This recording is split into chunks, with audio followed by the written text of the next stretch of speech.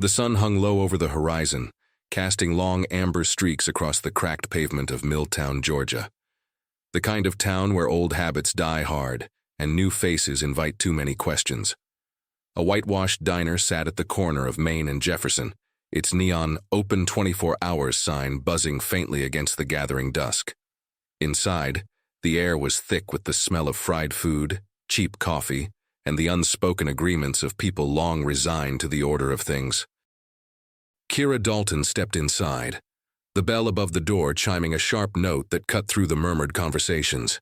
Heads turned, some out of idle curiosity, others with the instinctive suspicion reserved for strangers in towns like this, and especially strangers who looked like her. Tall, with rich mahogany skin and tightly coiled curls pulled back into a neat bun, Kira radiated a quiet authority even in plain jeans and a leather jacket. But no one in that room saw an authority figure. They saw a problem. She took a slow breath and made her way to an empty booth near the window, her back to the wall, old habits honed over years in federal service. She scanned the room with the clinical detachment of someone who had long ago stopped expecting kindness from unfamiliar spaces. Two men in dusty uniforms sat at the counter, one of them wearing the silver badge of the Milltown Police Department. The other, a broad man with pale, sun-reddened skin, wore the gold insignia of Chief Samuel Cray. Neither spared her more than a glance. Yet. The waitress, a middle-aged woman with brittle blonde hair and a strained smile, approached the booth. "What'll it be, hun?" she asked, the endearment landing as a formality rather than warmth. Kira ordered a coffee, black, no small talk. She slid a discreet leather folder onto her lap beneath the table, her fingers brushing over the embossed Department of Justice emblem. Inside was the arrest warrant for Samuel Cray. Federal case number 482671. Charges: obstruction of justice, conspiracy, aggravated assault under color of law, and 2 sealed indictments yet to be revealed. A case she had been working for 18 months.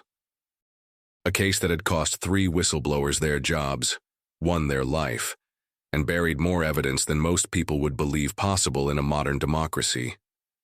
And tonight, it ended here, in this rundown diner where power believed itself untouchable. A burst of raucous laughter erupted from the other end of the room, as the 2 officers at the counter swapped stories, punctuated with occasional glances toward Kira. It was the kind of laughter designed to remind others of their place.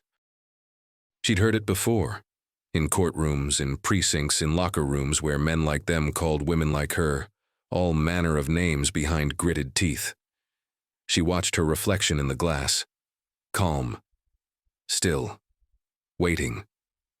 Across the room, one of the officers, a wiry, middle-aged cop with watery blue eyes and a gut straining against his belt, leaned over to his companion. "I swear," he muttered just loud enough for nearby tables to hear, "they come in here like they own the place now." The waitress stiffened but said nothing. No one ever did. Not here. Kira's phone buzzed silently in her jacket pocket. A single message. "Target present, confirm readiness." She typed back, "Standing by, 10 minutes." The man at the counter turned fully toward her now, eyes narrowing. "Hey," he called across the room, his voice thick with entitlement and cheap whiskey. "You lost, sweetheart?" A hush rippled through the diner. Conversations faltered. Silverware clinked against plates. Kira met his gaze, her expression unreadable. "I'm exactly where I need to be," she replied evenly, her voice steady as polished steel. It wasn't bravado. It was a fact. Because in 10 minutes the man sitting beside that officer would no longer be chief of police. He'd be a federal prisoner.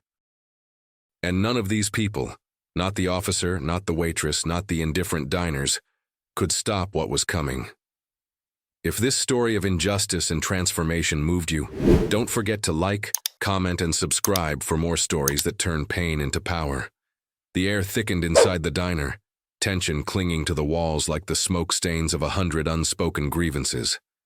Kira took a slow sip of her coffee, though it tasted like scorched earth and boiled bitterness. She had tasted worse. The important thing was to hold her posture, Neutral, unbothered. Predators picked off what looked weak, or worse, what didn't know it was being watched. The cop at the counter, whose badge read D. Haskins, swiveled his stool with the heavy clunk of worn metal. He grinned the kind of grin that meant trouble wasn't far behind. The type of man who wielded his badge not as a shield, but a weapon. He stood, one hand casually resting on the butt of his holstered sidearm, and approached Kira's booth with the leisurely gait of a man who believed he owned every inch of this town. "Evening, ma'am," he said, his tone syrupy with false politeness. "Mind if I ask what brings you through Milltown?" She kept her gaze steady. "I'm waiting on someone." "Oh, is that so?" Haskins tilted his head, eyeing her like she was a puzzle piece that didn't fit the board. "Funny. Don't get many folks like you through here." "Folks like me?" she asked, her voice quiet but edged. He smiled, showing teeth. "You know what I mean. Strangers, out-of-towners, wandering in places they don't belong." The implication hung between them like a loaded gun. Behind him, Chief Samuel Cray chuckled lowly from the counter. "Better check her, Haskins," he called, not bothering to hide the contempt in his voice. "Could be carrying. Might be one of them activists stirring up trouble." Kira's pulse remained steady. She'd seen this play out too many times in too many places. Authority mixed with ignorance made for volatile men, and men like Cray had spent their careers insulating themselves with favors owed, and a small-town code of silence that ensured nothing important ever changed. Haskins took another step forward, now too close, his shadow spilling over her table. "Gonna have to ask you to leave, ma'am. Got a duty to keep this establishment safe, and folks are getting uncomfortable." Kira allowed a slow breath through her nose, pressing her palm against the sealed warrant folder under the table. She wasn't here to fight the foot soldier. The real game sat smugly on that bar stool, sipping bourbon and believing himself untouchable. "I'll leave when my business here is done," she said, no hint of fear in her voice. Haskins' grin faltered for a second. He wasn't used to being spoken to like that. Not by anyone, and certainly not by a black woman alone in a room like this. He cleared his throat, straightening his shoulders. "Now see here." The waitress, to her credit, had edged toward the kitchen door.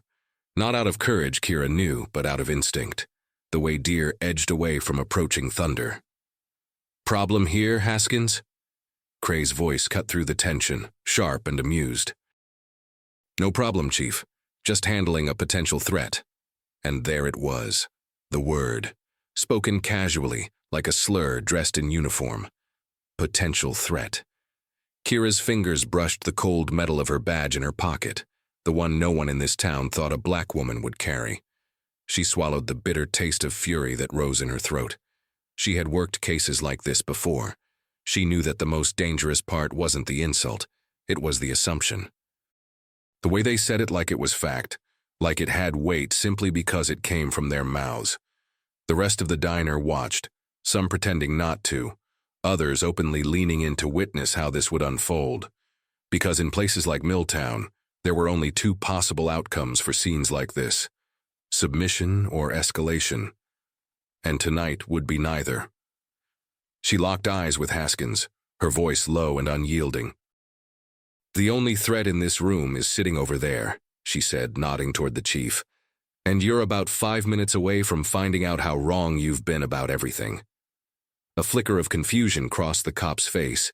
It took him a beat too long to register that the woman he was dismissing wasn't flinching, that her words didn't carry a trace of bluff. Across the room, Cray's eyes narrowed. "Who the hell are you?" Haskins asked, his bravado dimming. Kira smiled, a small, cold curve of her lips. "You'll find out." Her phone buzzed once in her pocket. The signal. The team was in position. 5 minutes. Time enough to let these men taste the last of their borrowed power. The din of the restaurant settled into a tense, expectant hush. Conversations that had once hummed in the background died off one by one, leaving only the muted clatter of silverware and the steady hum of the ancient ceiling fan spinning above. Kira sat perfectly still in her booth, back against the cool glass window, eyes level. She was in no hurry. She knew this silence. Kira had spent her childhood in towns like Milltown, places where the rules weren't written on signs, but passed down over kitchen tables and on front porches, whispered warnings to black mothers about what to say, how to move, when to lower your eyes. She remembered the way her grandmother gripped her hand a little too tightly whenever a police cruiser idled too long on their street, remembered the smothered fear behind tight smiles. It was everywhere here, in the way no one came to her defense, in the tight-lipped waitress who had taken a single step back but hadn't said a word, in the other diners who pretended to look at their phones or menus but were tuned in like dogs to the scent of blood and water. In Milltown, black women were tolerated as long as they stayed invisible, and Kira Dalton had never been good at invisible. Across the diner, Chief Samuel Cray leaned an elbow against the counter, his smug grin slow-spreading like oil on water.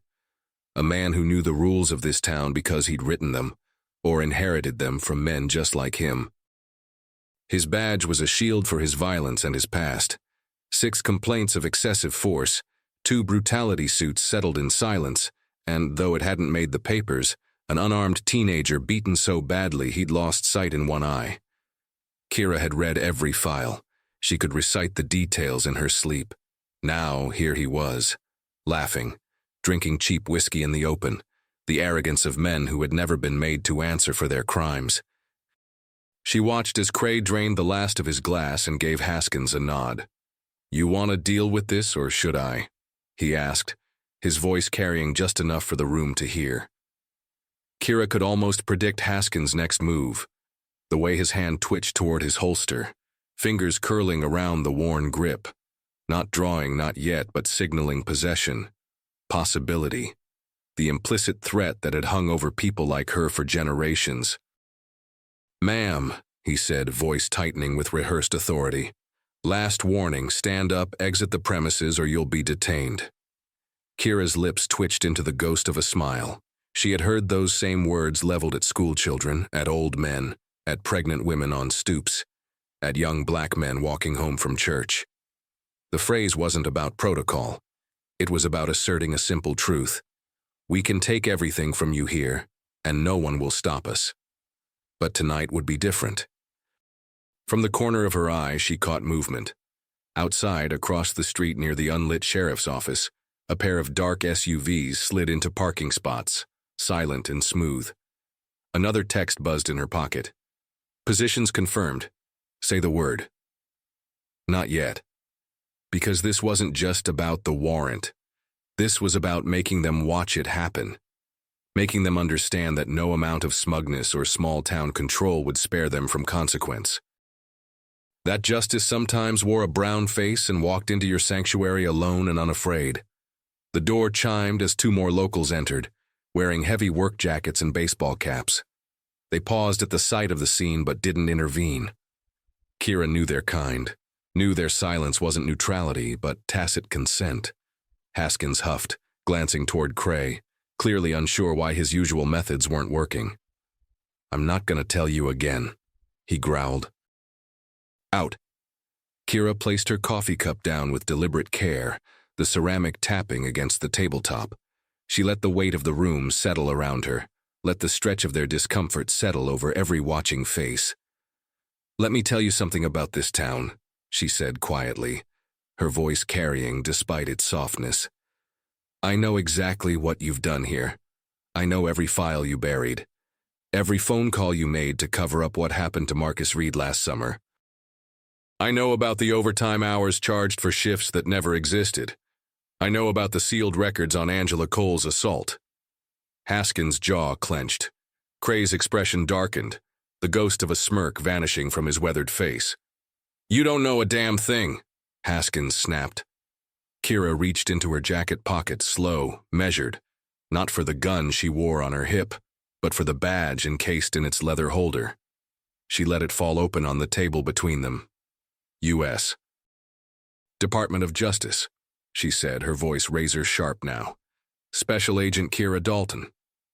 The hush in the room broke into a collective, stunned intake of breath. "Sit down, officer," she added, her voice silk over steel. "You're interfering with a federal operation." For the first time all night, Haskins took a half-step back, but the most satisfying reaction came from Samuel Cray, a flicker of fear. A man who realized the ground under his feet had just been pulled out from under him. It was the kind of silence that suffocates a room, the silence of unraveling power. Samuel Cray set his whiskey glass down, the clink of glass on wood unnaturally loud in the stunned hush that followed Kira's words. His face tightened, the muscles in his jaw twitching as he worked to reassemble his arrogance. This was a man who had built a lifetime on knowing every name, every vote, every secret worth holding in a town like Milltown. And yet, the badge on that table had undone him in seconds. "Bullshit," Cray muttered, his voice lower now, though it tried to claw its way back to authority. "You flash a fake badge in this county, sweetheart, you'll leave in cuffs." Kira let him talk. She'd learned long ago that men like Cray didn't know how to stop themselves when the ground beneath them began to shake. Across the room, Haskins stared at the badge like it might strike him, his bravado draining away as the DOJ insignia reflected back at him. He opened his mouth to protest, then closed it again, his hand finally dropping from his holster. "Would you like to test that theory, Chief?" Kira asked, her voice laced with quiet venom. Because what Cray didn't know was that the net had already closed around him. For 18 months, Kira and a team of federal investigators had combed through Milltown's skeleton closets. It started with the beating of a young black man named Marcus Reed, pulled from his car by officers claiming he fit a description. Marcus hadn't survived the night. The local ME called it an overdose. The autopsy told a different story. The DOJ hadn't intervened at first. Too many similar cases, too little political will. But when whispers surfaced that Milltown PD's corruption stretched into human trafficking networks using interstate highways, Kira got the assignment. And what she found made her stomach turn. Misappropriated town funds disguised as community outreach grants. Body cams disabled before arrests. Women coerced into silence with threats against their families. Records doctored. Evidence lost. And at the center of it all sat Samuel Cray, a man who didn't just tolerate the rot in his department, he cultivated it. The breaking point came with Angela Cole, a single mother found unconscious behind the diner one July night. Assaulted, left for dead. The crime never made it to the papers, never made it to court because Cray made sure it disappeared. But Angela's sister wouldn't let it go. She found her way to Kira's office 3 states over, holding a stained t-shirt and a stack of unanswered police reports. Kira built her case brick by rotten brick, every transfer of cash, every falsified record, every ghost employee on the payroll. And tonight, it came to a head. The waitress Bonnie cleared her throat from the side of the room. "Chief?" she asked, her voice trembling. Cray didn't look at her. He looked at Kira. "Even if you are who you say you are," he said, voice oily now, trying a different weapon. "No judge in this county signed a warrant on me." Kira smiled, slow and sharp as a blade. "Correct," she said. "This came from a federal court in Atlanta, U.S. District Judge Lydia Monroe." She reached into the leather folder and produced the arrest warrant, sliding it across the table without breaking eye contact. "Samuel E. Cray, you are under arrest for obstruction of justice, conspiracy under color of law, aggravated assault, and accessory to trafficking. Additional charges pending." The color drained from Cray's face, and then the door opened. 2 federal marshals stepped inside, their navy windbreakers unmistakable in a room like this. The older of the 2, a tall black man with a salt and pepper beard, nodded to Kira. "We got eyes on all exits," he said, voice carrying. Cray lurched to his feet. "You've lost your mind," he barked. "You're not taking me out of here like some—" "You don't have a choice, Chief," the marshal cut in, his voice dry as kindling. "You're done." For the first time since entering Milltown, Kira felt the weight in her chest begin to lift. Because this was no longer a fight. It was an execution of justice long delayed. And Cray knew it. Samuel Cray's face went a sickly shade of gray, his gaze darting from the badge on the table to the federal marshals who'd entered like quiet storm clouds. The room held its collective breath. You could feel it, the clenching of shoulders, the tightening of fists under tables, the way every pair of eyes suddenly refused to meet his. That's what always happened when men like Cray fell. The town didn't mourn. It scattered like cockroaches under a flipped light switch. Haskins took a nervous step back, sweat beading on his brow. The man's hand hovered halfway to his sidearm again, not out of duty this time, but panic. His sense of invincibility was dissolving by the second, and in its absence came fear. Raw, unfiltered, ugly. Cray slammed a hand down on the counter, the sound sharp and desperate. "This is my town," he barked, spit flying from the corner of his mouth. "I built this place. You think some out-of-town bitch and a couple of marshals scare me? Half the people in this room owe me." His voice cracked on that last word. And there it was, the naked terror, the realization that for all his power, for all his years running this town like a fiefdom, it was over, and worse, it was happening in front of everyone. "Sam," Bonnie the waitress murmured, her voice almost apologetic. But Cray ignored her. He turned to Haskins, a desperate gleam in his eyes. "Arrest her," he snarled. "Do it now, goddammit." Haskins didn't move. Kira saw the exact moment the man made his calculation, weighing his loyalty to Cray against the badge on her table, against the marshals by the door, against his own fragile future. His Adam's apple bobbed as he swallowed hard. And then, in a move that would mark the beginning of the end for Milltown's old guard, Haskins did nothing. The cowardice of silence. "Yeah," Kira said softly, watching the decision play out on his face. "That's what I thought." Cray's snarl twisted into something near feral.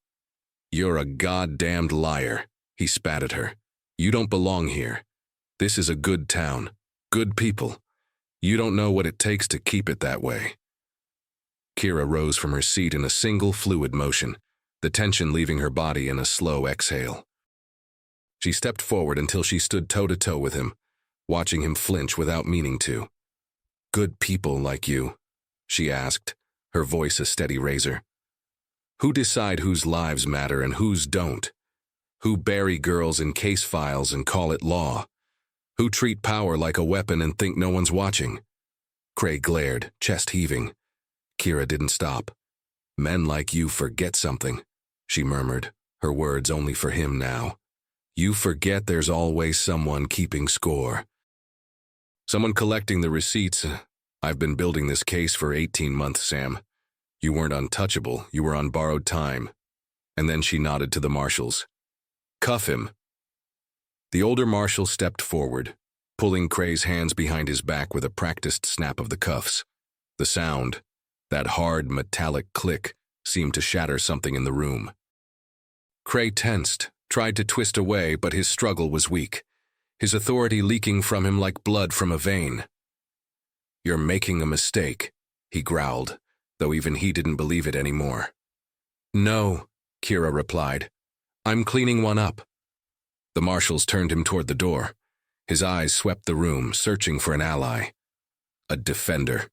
Even a coward with a kind word. There was none. Not from the waitress who wouldn't meet his gaze. Not from Haskins, who'd stepped quietly aside. Not from the farmers, the churchgoers, the men who'd laughed at his jokes over poker tables and bourbon. Because in the end, when a tyrant falls, those who fed at his table scatter like vermin. As the marshals escorted Cray out into the night, Kira turned to the rest of the room. "Anyone else here feel like testing the law tonight?" No one moved.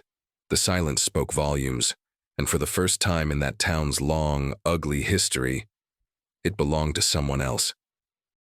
The slam of the diner's front door behind the marshals reverberated like a gunshot, leaving a strange, vibrating stillness in its wake. Kira could feel it in her bones, the shifting of an old, heavy thing dislodged from where it had long been anchored. The kind of silence that came not from peace but from stunned reckoning. She stood in the center of the room now, untouchable in a way the town hadn't been forced to witness before. It wasn't about the badge anymore. It was about the undeniable truth of what had just happened. Samuel Cray, the man whose name had been synonymous with power in Milltown for 2 decades, had left in handcuffs. And it wasn't a man who brought him down. It wasn't the mayor, or a senator, or one of the old families. It was a black woman. One of the locals finally coughed into his napkin, the sound awkward and loud in the quiet. The waitress, Bonnie, shuffled uncertainly toward Kira's table, her face pale, the lines around her eyes tight with something like guilt. She opened her mouth as if to say something, then thought better of it, and retreated toward the kitchen without a word. Kira didn't need their apologies. She wasn't here for them. Her phone buzzed again. Another text. Secondary target secured. 4 other officers in custody at their homes. Highway clear. Package moving. A quiet satisfaction hummed under her skin. This operation hadn't been about one man. It was about burning the rot from the inside out. Cray was the face, but his lieutenants, the ones who falsified reports, doctored evidence, and enforced terror with government-issued guns, were falling one by one tonight. Kira stepped to the counter, picking up her coffee cup again. It had gone cold and bitter, but she took a sip anyway. She'd earned it. And that was when she saw him. An older black man sitting alone in the corner booth, half hidden in the shadow of a peeling breakfast served all day sign. She hadn't noticed him when she entered, but she saw him now, a soft, knowing look on his face. His hands rested atop one another on the table, weathered fingers marked by years of labor. She nodded once in his direction. He returned it with the ghost of a smile. Because some people knew what this night meant. Kira turned as Haskins finally found the nerve to speak. His voice cracked like dry wood. You won't get a jury here. You'll never find 12 folks in Milltown to convict him." Kira set the cup down gently. "I don't need to," she said. "The trial's federal, Atlanta. The evidence we pulled tonight'll bury him, every phone call, every bank transfer, every witness your boy thought he could threaten into silence." Haskins blanched, his face gone pale and clammy. She stepped toward him, and the man shrank half an inch without meaning to. "And you," she said quietly, so only he could hear, "you better pray your name didn't show up on any of those warrants, because I promise you the next knock on your door won't be this polite." For a long moment, all Haskins could do was nod. The heavy-set marshal returned through the door, removing his gloves and tucking them into his jacket. "It's done," he said to Kira. "Transport's clear. Cray's officially in federal custody." Kira exhaled a long, steady breath. "Good," she replied. "Prep the press statement. I want this town to wake up tomorrow with no illusions about what just happened." "Already done. Press is holding it for a midnight embargo." The marshal glanced around the room, taking in the stunned faces, the barely concealed fear. He grunted softly. "Think they'll get the message?" Kira's lips curled into a cold, tired smile. "They just got their first lesson. More are coming." She gathered her folder, badge, and jacket, leaving a 20 on the counter. Not for the coffee, but for Bonnie's conscience. She doubted it would be enough. The marshal pushed open the door, and Kira followed him into the thick Georgia night. The air smelled of pine and dirt and something new, a brittle, unfamiliar scent. Change. For the first time in years, Milltown belonged to no one, and everything.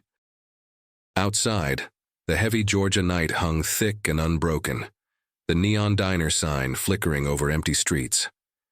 Kira walked alongside the marshal toward the waiting SUV, its engine purring low like a big cat pacing in the dark.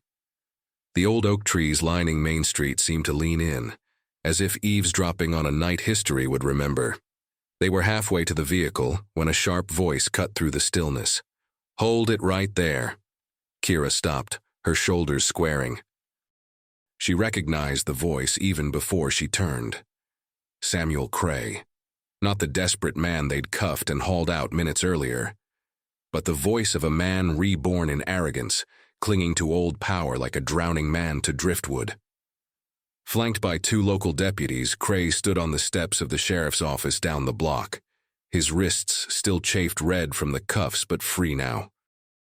His smugness had returned like a second skin, though his eyes glimmered with something darker, more volatile.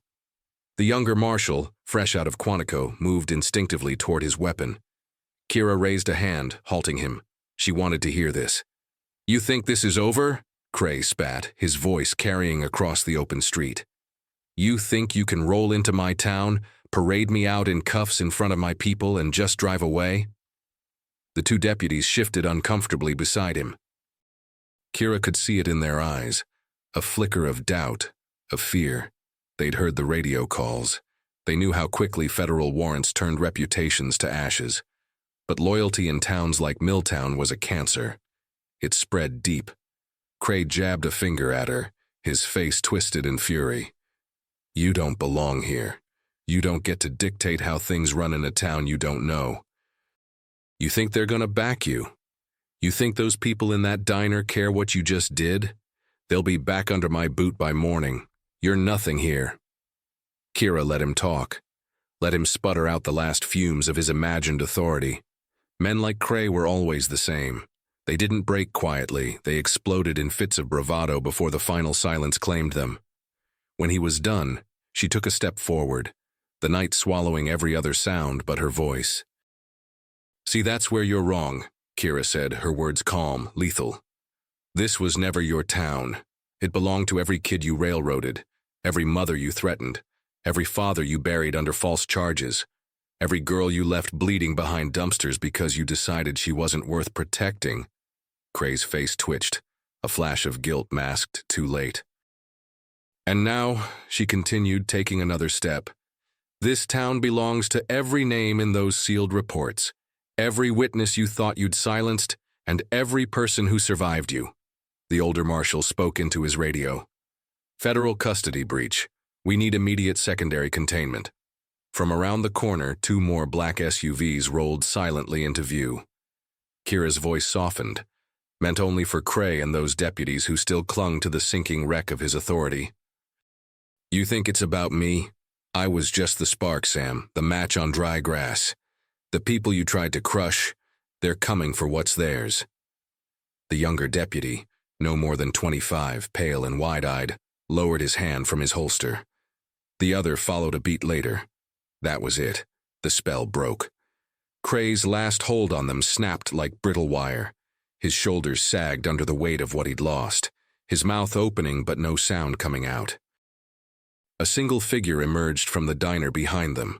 The old black man Kira had noticed earlier. He moved slow, but his gaze was steady as stone. He stopped beside the young deputy, laid a hand on his shoulder. "It's done, son," the old man said. "Let it go." The deputy swallowed hard, nodded. 2 marshals moved in from behind Cray, weapons lowered but firm, their expressions unreadable. This time, when the cuffs closed around his wrists, he didn't resist. His fury had collapsed into something brittle and hollow. "You'll die forgotten," he hissed at Kira as they led him away. She tilted her head. "No," she said, a faint smile curling her lips. "But you already did." The night swallowed them as they drove off, leaving behind a town forever changed, and a silence no one would ever own again. The last of the marshals disappeared into the convoy of dark SUVs, their taillights glowing like fading embers, as they disappeared down Milltown's narrow main road. Kira stood still on the cracked sidewalk, her hands in her jacket pockets, watching until the last car turned out of sight. The quiet that followed wasn't the oppressive kind she'd known in this town growing up. It wasn't the silence of fear. It was something new.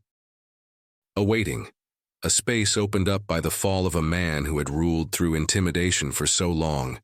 No one had bothered to imagine a day without him. But she hadn't come this far for symbolism. She crossed the street and entered the sheriff's office, the worn wooden door creaking as she stepped inside. The place reeked of stale coffee and old sweat. Faded photographs of Milltown's Lawman of the Year lined the walls, Cray's smug face appearing 3 times. She gave them a passing glance, already mentally cataloging which ones would come down tomorrow. A young officer behind the desk, Officer Lane, his badge red, looked up, his face pale. "Agent Dalton," he stammered. I didn't know you were—" She cut him off with a raised hand. "I need access to the archives now." He hesitated. "The archives, they're under federal order," she finished for him, holding up the court authorization like a blade. "Unless you'd like to contest it." His mouth snapped shut. "Keys are in the filing cabinet, top drawer," he mumbled. She retrieved them herself, the cold metal heavy in her palm, then made her way through the office's narrow back hallway to a steel-reinforced door labeled Records and Evidence. The door bore scratches, dense, as though it had been protecting secrets desperate to claw their way out. Inside, the room was a monument to small-town sins. Filing cabinets lined the walls. Some were locked, others half open, stuffed with disorganized papers, reports yellowed with age. Cardboard boxes sagged under their own weight. In one corner sat a bin labeled Miscellaneous, where evidence bags held blood-stained shirts, cracked cell phones, hair ties. Kira exhaled. This was the real Milltown, not the polite prayers at church or the county fairs. It was here, in records hidden behind old ordinances and missing persons reports marked case closed without resolution. She started pulling files. Angela Cole, Marcus Reed, Tremaine Walker. Names she knew by heart, names she'd written on whiteboards back in Atlanta when this was just a theory. And then the deeper files. Bribes disguised as civic improvement grants. Cash withdrawals coinciding with dates of suspicious incidents. Even a roster of paid informants, some of them minors. It wasn't just bad policing. It was organized, systemic, generational. The worst of it lay in a drawer marked Sealed, Internal Only. She jimmied it open with a screwdriver from a utility box. Inside were records she hadn't expected to find. Letters from state officials, judges, even a sitting congressman. Warnings to keep certain cases quiet. Instructions to protect key community leaders. Threats to whistleblowers. This wasn't just Cray. This was a network. A web. Kira stared at the stack, feeling a wave of sick vindication. Every federal prosecutor in Georgia would want a piece of this. And for the first time, they'd have names, faces, proof. A noise made her glance up. The old man from the diner was standing in the doorway, his battered cap in his hands. "I was hoping you'd find those," he said softly. Kira tensed, instinctively on guard. "How'd you—" "Name's Harold James," the man offered, stepping into the room. "Used to work dispatch here, long time ago, back before Cray made this place what it is. I stayed quiet a long time, too long." He gestured toward the files. "I kept copies," he said quietly. "Knew someday somebody'd come looking, someone who wouldn't just vanish like the others." Kira's throat tightened. She didn't let herself believe in unexpected allies anymore. But sometimes fate forced your hand. "You held on to this all these years?" He shrugged. "Didn't have the strength to fight him. But I knew someone would." Harold placed a small thumb drive on the desk, its label marked simply, Reed, A.C., Walker, Cole. "I got digital copies of everything I could before they made me retire. Been waiting for you." Kira felt something in her chest. The brittle place that had held itself together through years of bad cases and worse verdicts. Crack. "Thank you," she said. "No," Harold murmured, his voice thick with regret. "Thank you for being what we needed and what we didn't deserve." They stood in silence for a beat, surrounded by the weight of a town's unburied sins. And then, without ceremony, Kira tucked the files under her arm, slid the thumb drive into her pocket, and turned toward the door. Tomorrow, the rest of this town's leaders would learn what it felt like when the people they'd ignored found their voice. And Kira intended to be right there when it happened. Dawn broke over Milltown like a reluctant confession, the hazy gray light softening the sharp lines of a town already changed. News of Cray's arrest spread faster than the morning fog, carried by hurried text messages, whispered phone calls, and the occasional wide-eyed gas station clerk recounting the night's spectacle to anyone buying coffee. Kira stood outside the courthouse steps as the sun clawed its way over the horizon. The building was a relic of another century. Greek columns weathered by time, bricks faded to a dull, tired red. The flag out front hung at half-mast, though no one could remember who had died. Behind her, a growing crowd gathered. Not the townsfolk with their cautious glances and averted eyes. These were different faces now. Mothers who had kept their heads down for years. Sons whose fathers had vanished into jails on flimsy charges. The Cole family. Marcus Reed's uncle, a heavy-set man with sorrow in his eyes. People who had never set foot in this place out of fear or futility now stood shoulder to shoulder on its lawn. Some held signs, handwritten and trembling. Justice for Marcus, end the silence. No one is above the law. It wasn't a protest. It was an awakening. From the courthouse entrance, the mayor's aide pushed his way through the crowd, his face pinched and pale. "Agent Dalton," he called, the title catching awkward in his throat like a bone. "The mayor would like to speak with you." Kira raised an eyebrow. "The mayor," she repeated flatly, turning back toward the people behind her. "Now he wants to talk."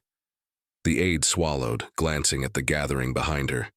We didn't know it was this bad." Kira smiled, a hard, humorless thing. "You knew. You just didn't care." Before he could answer, another SUV pulled up. The DOJ field team. More marshals. A federal prosecutor from Atlanta stepping out, crisp suit, fire in her eyes. She nodded once to Kira. "You ready to burn this down?" the prosecutor asked. Kira gave a short nod, hefting the files and thumb drive Harold James had given her. "You have no idea." Inside the courthouse, the old records room was already being secured. Harold stood at the threshold, this time not in shadow but in plain view, watching the town he'd lived in for 70 years finally shift under its own buried weight.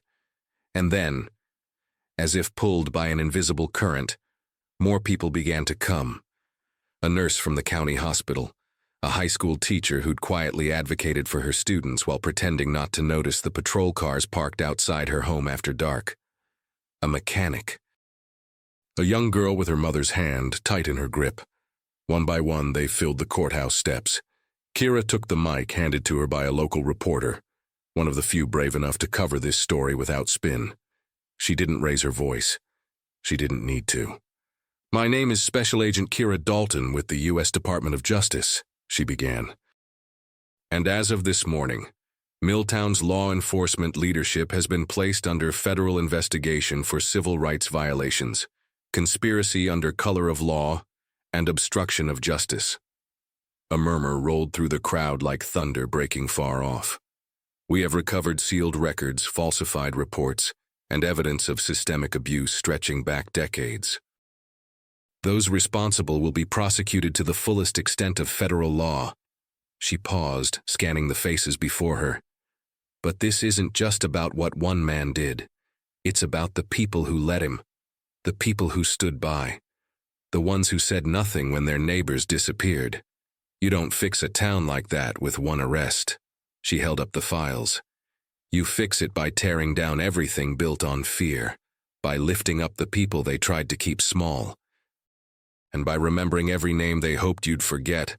The sun pushed fully over the trees then, bathing the crowd in pale gold. Faces glistened with tears, some with fury, others with hope. Kira turned to the prosecutor. "Let's go finish this." And together they walked into the courthouse, a dozen voices behind them rising in steady, unified defiance. For the first time in living memory, Milltown wasn't quiet. It was awake. The courthouse doors swung shut behind Kira, and with them, a chapter of Milltown's long-shadowed history began to collapse. Inside, federal agents moved like a tide through the narrow hallways, collecting evidence, securing offices, and reclaiming the space from the remnants of the old guard. Kira moved with purpose, each step echoing against marble floors stained by decades of injustice disguised as civic duty. She passed portraits of former sheriffs and judges, all white, all stern, all complicit, their glass-covered eyes watching as their legacy crumbled around them. In the Central Records Office, stacks of seized files and sealed evidence boxes awaited transport. A federal agent wheeled out a crate marked Angela Cole, 2019, sealed by Chief Cray, the label a chilling testament to how neatly lives could be erased by a signature and a badge. Kira ran a hand along the top of the box. Not anymore. At the far end of the room, the federal prosecutor from Atlanta, Serena Gaines, stood before a chalkboard scrawled with names and dates, the entire rotten network mapped in connecting lines. She glanced up as Kira approached, a grim set to her jaw. "It's worse than we thought," Serena muttered, gesturing toward the board. "Money laundering, trafficking, federal grant fraud. This is organized crime under the shield of law." Kira sighed. It always is. But for the first time, she wasn't chasing shadows. She had faces, records, names, and a town finally forced to reckon with itself. Across the street, the courthouse lawn was no longer just a gathering. It had transformed into something deeper, more permanent. The crowd had swelled with every passing hour. Not protesters, but witnesses. Old and young, black and white. Former victims standing shoulder to shoulder with those who had hidden in fear for too long. Among them stood Harold James, his shoulders straighter than they'd been in years. Bonnie the waitress, even one of the deputies who'd stood beside Cray the night before, now without his badge, his face drawn but resolute. Word had spread, the DOJ wasn't leaving, and neither was the truth. Kira stepped onto the courthouse steps once more, Serena beside her. Microphones and cameras materialized. The media, once kept at bay by Cray's heavy-handed control, now bore witness to the unraveling. Kira cleared her throat, the weight of the moment pressing down like a storm about to break. "This investigation won't end today," she began, her voice steady. "There will be trials, there will be names you've trusted that will betray you. There will be old stories you thought buried brought to light, but I promise you this." She scanned the crowd. "The days of pretending this didn't happen here are over." A ripple of sound moved through the crowd. Not cheers, not applause. Something deeper, a collective exhausted exhale from people who had held their breath for years. And then, one by one, hands rose. Not in anger, in acknowledgement. A simple, silent signal. We see. We remember. Kira felt a sharp ache in her chest, grief and relief in equal measure. The work was far from done. Milltown's rot ran deeper than any single night could cleanse, but it had begun. The marrow-deep change that towns like this feared. The sun was fully risen now, cutting away the mist. The courthouse didn't look so invincible anymore. Its bricks no longer seemed like shields, but relics waiting to be repurposed. As the federal agents loaded the last evidence boxes into government vans, Serena turned to Kira. "You leaving after this?" Kira shook her head, her gaze on the faces in the crowd, on Harold, on the young girl gripping her mother's hand, on the silent vow etched across each face. "No," she said quietly. "I think I'll stay a while." And with that, she stepped down from the courthouse steps, not as a visitor, not as an outsider, but as a reckoning. The town's final silence broke as the church bells tolled noon. And for the first time in Milltown's history, it wasn't a warning. It was a beginning. The sun arced high over the town as the day wore on. News trucks gathered, lawyers arrived, old alliances frayed, and stories long buried clawed their way to light. Kira moved among them, a steady force. Not a savior, not a symbol. Just a woman carrying justice in her wake. Because Milltown would never be the same. And neither would she. The story of Milltown closed that day, not with a single verdict or a sweeping decree, but with a chorus of voices finally raised. Kira Dalton, weary but unbowed, remained in the town for months, overseeing prosecutions, ensuring no one disappeared quietly into backroom deals. Harold James testified. So did Bonnie. so did others who had never dared. The old sheriff's office became a community justice center. The diner kept its doors open, though new hands ran it now. And on the courthouse lawn, a plaque rose a year later. To those who refuse to be erased, this town belongs to its people. Kira left Milltown when the work was done, carrying the names and faces of the fallen with her. There would be other towns, other Krays, but Milltown would stand as proof that even the deepest rot can be cut out if someone, somewhere, refuses to stay silent, because pain can be turned into power. And injustice, when confronted, always leaves behind the seeds of something stronger.